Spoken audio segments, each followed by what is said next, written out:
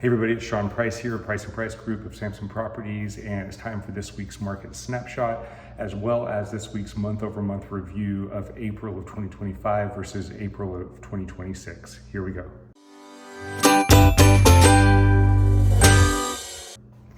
Okay, so this is a special report. As you can see, Kelly is not with us. We were talking just about statistics today.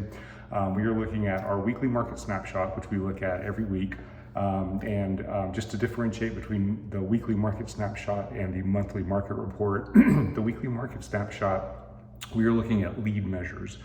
We're looking at number of properties that went under contract. That's going to be buyer activity or demand versus the number of properties that came onto the market, which is our supply. And we're going to compare that supply versus demand so we know in real time what is actually happening in the market. Then we're going to dive into the month-over-month statistics, the sold statistics, and this gives us more of a backed out bird's eye view of what is going on in the real estate market and where's the market trending.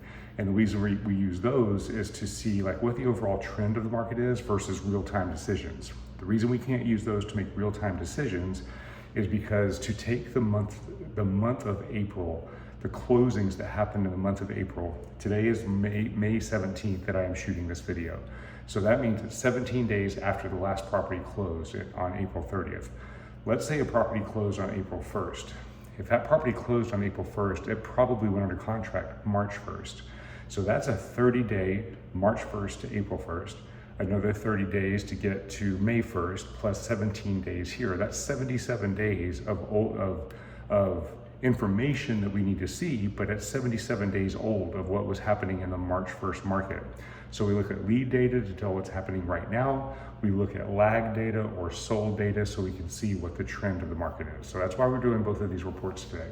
So let's dive into the last 7 days, talk about what that means, what the contract trends are.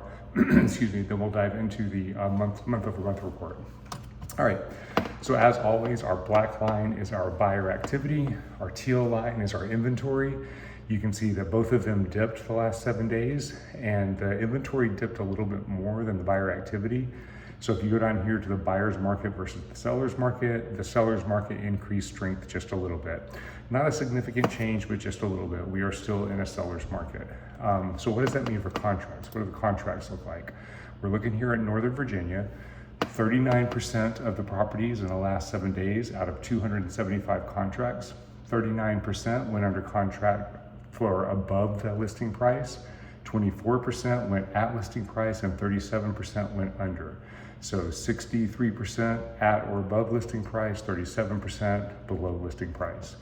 Days on market, 55% sold within 7 days, 18% sold within 8 to 21 days, and then 27% went over 22 days. So 73% of the properties sold in 21 days or less. And if we look here, 63% of the properties sold at or above list price. So it's very important when you're a seller that you price your property to be sold in that first 21-day period, because once we get beyond that, that's when the discounts start happening, and that's when people start looking to save money on that. Buyers, same thing for you. If it's that first 21 days, you got to expect to pay at least listing price before you start looking for any discounts. Okay, what did the contingencies look like? So for Northern Virginia, when you find it, we had 64% did get their appraisal contingencies, and 61% did get their finance contingencies. So buyers are still getting their contingencies. That's a beautiful thing. Sellers, you have to be prepared and expect that.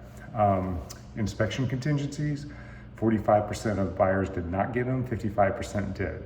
So this number actually decreased with the number of buyers that did get their contingencies this week, and that's probably because of that increase in the seller market activity. But these 45 that did not get the inspection contingency, I can almost guarantee you there's a large portion of them that did do pre-offer inspections. Sellers have been very agreeable to that in the current market. Financing versus the cash doesn't really matter, but in Northern Virginia, 11% was cash. Seller subsidy in Northern Virginia, 18% of sellers gave some kind of a subsidy. What that means is some kind of a concession towards closing costs or towards repairs or something along those lines.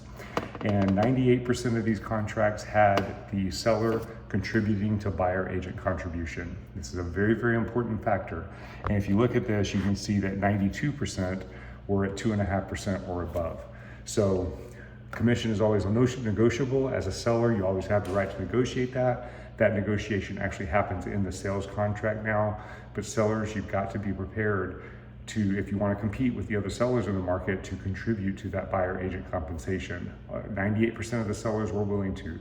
If you're one of those that aren't, then it's likely you may push that agent to another seller because the buyer, push that buyer to another seller. Because if you don't contribute to that buyer agent compensation, that means the buyer, on top of their down payment, on top of their closing cost, is also going to have to come up with the cash to pay their buyer's agent. So you allowing them and offering that compensation allows them to sort of finance that in as part of the sales transaction. All right, so those are the contract trends. So the overall trend, it's a strong, steady market, but buyers are still getting their protections, and sellers are contributing to those contributions. So buyers, it's a fair market. Get out there, and if you're looking, go ahead and get out there and pick that property, and let's get you an offer put in. Sellers, you're still getting top dollar. And if you prepare the property correctly and price it correctly, you can get above that asking price and create that demand and have success with that as well. So it's a good market overall for buyers and sellers. So what's been going on month to month? Well, let's look at that. Now we're gonna dive into the April 2025 versus April 2026.